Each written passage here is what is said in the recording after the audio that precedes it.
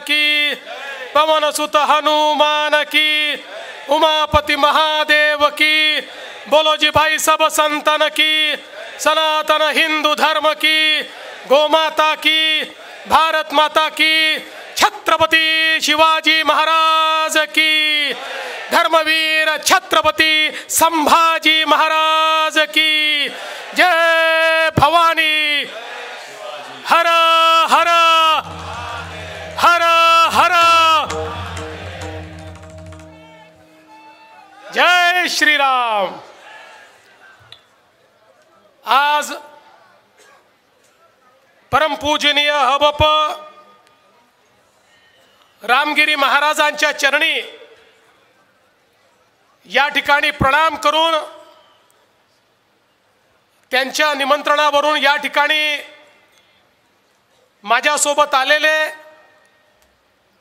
माझे सहकारी राज्याचे मंत्री श्री राधाकृष्ण विखे पाटीलजी, श्री गिरीश महाजनजी, विशेष रूपाने या ठिकाणी आलेले सुदर्शन चॅनेलचे मालक आणि कर्मठ हिंदुत्ववादी असे सुरेश चव्हाणकेजी, मंचावर उपस्थित आमचे सहकारी रमेश बोरनारेजी, विठ्ठलराव लंघेजी, अमोल खताळजी, त्याचप्रमाणे धनंजय दुर्डे पाटील, अविनाश गलांडे पाटील, दिनेश परदेशी, अक्षय महाराज भोसले, आमच्या सहकारी स्नेहलताताई कोल्हे, बाळासाहेब मुरकुटे, भानुदासजी मुरकुटे, भाऊसाहेब कांबळे, कैलासजी पवार, बसवराव मंगरुळे, राजेंद्र पिपाळा, जिल्हाधिकारी दिलीप स्वामी, त्याचप्रमाणे श्री वीरेंद्र मिश्रा, श्री विनय राठोड, मंचावरील सर्व मान्यवर आणि या ठिकाणी इतक्या विराट संख्येने उपस्थित असलेल्या, पहिल्यांदा तर रक्षाबंधन येत आहे त्यामुळे माझ्या सगळ्या लाडक्या बहिणी आणि सर्व माझ्या भाविक बंधूंनो, आज मी मुंबईवरनं आलो आणि मुंबईवरनं आमचं विमान उडाल्यानंतर आम्ही तिघही मंत्री अथांग समुद्र पाहत होतो आणि विचार करत होतो हा किती मोठा समुद्र आहे। त्यावेळी आम्हाला कल्पना नव्हती की या ठिकाणी सप्ताहाला आल्यानंतर जनतेचा समुद्र देखील आम्हाला पाहायला मिळेल। ज्यावेळी हेलिकॉप्टरने उतरत होतो त्यावेळी मी दोघांनाही दाखवलं, बघा त्या समुद्रापेक्षाही मोठा हा भाविकांचा समुद्र या ठिकाणी आपल्याला पाहायला मिळतोय।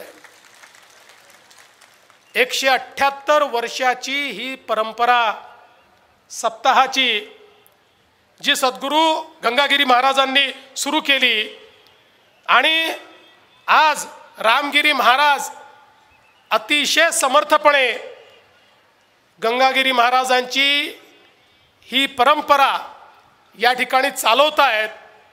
मागच्याही काळात मला येण्याची संधी मिळाली, त्याही वेळेस मी बघितलं इथली शिस्त, इथली भाविकता आणि सगळ्यात महत्त्वाचं इथे ज्यावेळेस प्रसाद घेतला जातो त्यावेळेची जी काही या ठिकाणची तत्परता आहे, या सगळ्या गोष्टी मला असं वाटतं जगापेक्षा वेगळ्या आहेत। म्हणजे जर आपण विचार केला तर याचाही एक गिनीस रेकॉर्ड तयार होऊ शकतो, अशा प्रकारची व्यवस्था या ठिकाणी पाहायला मिळते। खरं तर याचं निमंत्रण देण्याकरता परमपूजनीय रामगिरी महाराजांचा निरोप आला की मला मुंबईला यायचं आहे, पण मी निरोप दिला। खरं म्हणजे मुख्यमंत्र्याच्या निवासस्थानी त्यांचं स्वागत करायला मला आनंदच झाला असता, पण मी निरोप दिला, पहिल्यांदा मला तुमच्या दारी येऊ द्या, पहिल्यांदा मला शनिदेवाचं दर्शन आणि या सर्वांचं दर्शन घेऊ द्या, तुमचं दर्शन घेऊ द्या, मग तुम्ही त्या ठिकाणी मुंबईला या। याचं कारण आपल्या सगळ्यांना माहिती आहे की ज्यावेळी लोकसभेच्या निवडणुकीमध्ये या महाराष्ट्रामध्ये एक प्रयोग झाला आणि त्या प्रयोगातनं एक प्रकारे वोट जिहाद अशा प्रकारची व्यवस्था उभी राहिली आणि राष्ट्रीय विचारांना पराजित करण्याकरता काही लोक एकत्रित आली आणि ज्यावेळेस हे षडयंत्र लक्षात आलं त्यावेळी मी असेल, शिंदेसाहेब असतील, आम्ही सगळ्यांनी या महाराष्ट्रातल्या आध्यात्मिक शक्तीला आव्हान केलं आणि आम्ही परमपूजनीय रामगिरी महाराज आणि इथले जेवढे आध्यात्मिक संत आहेत त्यांना हे सांगितलं, हे राजकीय आक्रमण नाही आहे, हे आक्रमण आपल्या संस्कृतीवर असलेलं आक्रमण आहे, हे सांस्कृतिक आक्रमण आहे. काही मुठभर लोक हे जर एकत्रित येऊन या ठिकाणी धर्माच्या नावावर राष्ट्रीय विचाराला, संतांच्या विचाराला पराजित करू शकतात अशी भावना तयार झाली तर जसं पूर्वीच्या काळामध्ये आमच्या मंदिरांवर आक्रमण झाले, आमच्या संस्कृतीवर आक्रमण झाली, तसे मूक आक्रमण पुन्हा एकदा आपल्याला पाहायला मिळेल. सरकार येतील, सरकार जातील, खुर्ची कोणाचीच परमनंट राहत नाही, पण आपला देश आणि आपला धर्म हा कायम राहायला पाहिजे. कारण आपल्याला छत्रपती शिवरायांनी सांगितलं, स्वराज्य कशा करता, देव देश आणि धर्मा करता, रयते करता स्वराज्य, हा मंत्र छत्रपतींनी आपल्याला दिला. आणि मी खरोखर या आध्यात्मिक शक्तीचे साष्टांग दंडवत घालून यांना प्रणाम करीन की या शक्तीने उभ्या महाराष्ट्रामध्ये चेतना पेटवली आणि उभ्या महाराष्ट्राला सांगितलं की आपल्या संस्कृतीला वाचवायचं असेल तर आपल्याला जाती भेद विसरून सगळ्यांना एक यावं लागेल. जो विचार संतांनी दिला, ज्या विचारातून 800 वर्षाची आमची परंपरा वारीची सुरू झाली, ज्याच्यामध्ये कोणी मोठा नाही, कोणी लहान नाही, जात नाही, पात नाही, भाषा नाही, प्रत्येक जण एकमेकांमध्ये विठ्ठलाला पाहतो, प्रत्येक जण एकमेकात पांडुरंगाचं दर्शन करतो, प्रत्येक जण फुगडी घातल्यानंतर एकमेकाच्या पाया पडतो आणि तूच मोठा आहे सांगतो. हीच परंपरा जिवंत राहिली पाहिजे. याकरता आमचे रामगिरी महाराजांसहित ही सगळी संत शक्ती मैदानामध्ये उतरली आणि तुम्ही परिणाम पाहिला. संत शक्ती ज्यावेळेस मैदानात उतरते सगळ्यांचा सुपडा साफ होतो. त्या ठिकाणी अभूतपूर्व अशा प्रकारचा विजय आम्हाला मिळाला आणि म्हणूनच मला या ठिकाणी येऊन जाहीरपणे या संत शक्तीचे आभार मानायचे होते आणि म्हणून मी त्यांना सांगितलं, तुम्ही येऊ नका, आधी मला येऊ द्या. आता महाराज आपण कधी या, आपलं स्वागत मुख्यमंत्र्याच्या निवासस्थानी करायला मला अतिशय आनंद होईल. आज या निमित्ताने मला अतिशय आनंद आहे. आमचे गिरीश भाऊ असतील किंवा राधाकृष्ण विखे पाटील जी असतील, आपल्या सरला बेटाचं जे काही कार्य आहे हे कार्य पुढे नेण्याचा प्रयत्न करतायत. या ठिकाणी भाविकांकरता ज्या व्यवस्था करता येतील त्या व्यवस्था करण्याचा प्रयत्न करतायत आणि त्यातच शनी देवगाव बंधारा हा एक अत्यंत महत्त्वाचा बंधारा आहे. मला याची कल्पना आहे की हा बंधारा झाला तर आमच्या शेतकऱ्यांचंही मोठं कल्याण होणार आहे आणि म्हणून आजच तुम्हाला वचन देऊन जातो, शनी देवगाव बंधारा आम्ही करणार म्हणजे करणार, निश्चितपणे हा करणार.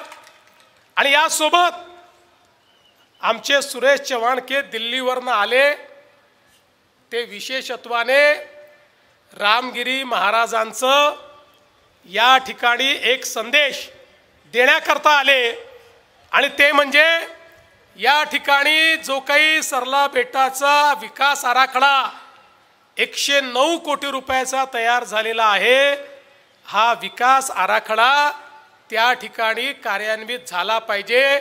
सुरेशजी, तुम्हाला आणि या तमाम भगवत शक्तीला या ठिकाणी मी आश्वस्त करतो की आपला हा जो काही आराखडा आहे महाराज, यालाही आम्ही लवकरच मान्यता देऊन त्याचंही काम हे आम्ही निश्चितपणे या ठिकाणी सुरू करू.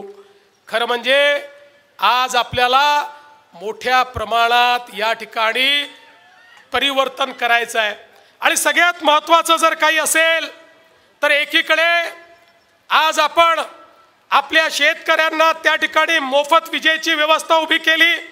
आता दिवसा 12 तास वीज आपल्याला द्यायची आहे. येत्या काळात सोलरची वीज देखील आपण देणार आहोत.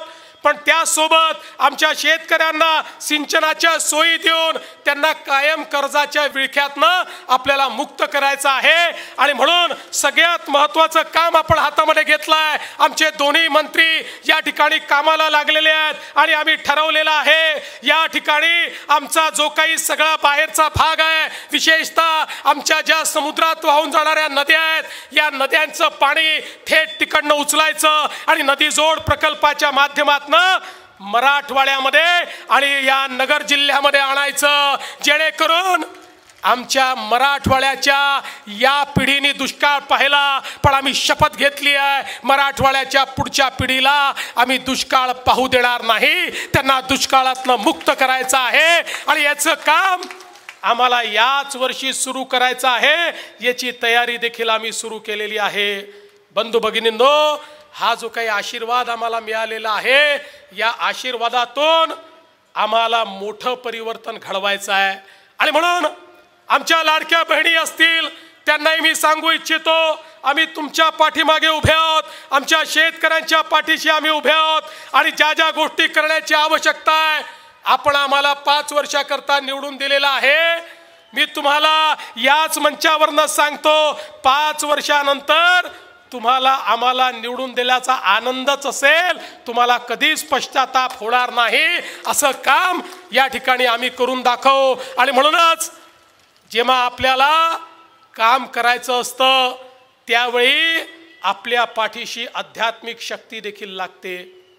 आध्यात्मिक शक्ती ही आपल्याला सन्मार्गाने चालायची ताकद देते। आध्यात्मिक शक्ती ही आपल्याला सुविचार देते। आध्यात्मिक शक्ती ही खऱ्या अर्थानं आपल्याकडनं चांगली कामं झाली पाहिजेत अशा प्रकारची प्रेरणा आपल्याला देते। आणि म्हणूनच ही शक्ती प्राप्त करून घेण्याकरता या ठिकाणी आलो। एकीकडे मंचावरून या ठिकाणी रामगिरी महाराजांची शक्ती आणि चराचरात वास करणारी गंगागिरी महाराजांची शक्ती आणि त्या शक्तीचं स्वरूप तुम्ही सगळी मंडळी या ठिकाणी आहात। तुमची शक्ती आणि तुमचा आशीर्वाद या ठिकाणी प्राप्त करतो आणि तुम्हाला पुन्हा एकदा सांगतो, आता या वर्षी आलो, दरवर्षी येणार। आणि तुम्हाला माहिती आहे, मी जेव्हा म्हणतो मी पुन्हा येईल तर मी येतोच। आज आमच्या एकनाथराव शिंदे साहेबांना खरं म्हणजे माननीय प्रधानमंत्री महोदयांची वेळ मिळाली, त्यामुळे त्यांना तिकडे जावं लागलं। ते देखील येणार होते। पुढच्या वर्षी आम्ही दोघंही येऊ आणि आमच्या अजितदादांनाही घेऊन येऊ। मी पुन्हा एकदा महाराज आपले मनापासून आशीर्वाद घेतो आणि आपण निमंत्रित केलं त्याबद्दल आपले आभार मानून माझे 2 शब्द संपवतो। धन्यवाद। जय हिंद, जय महाराष्ट्र, छत्रपती शिवाजी महाराज की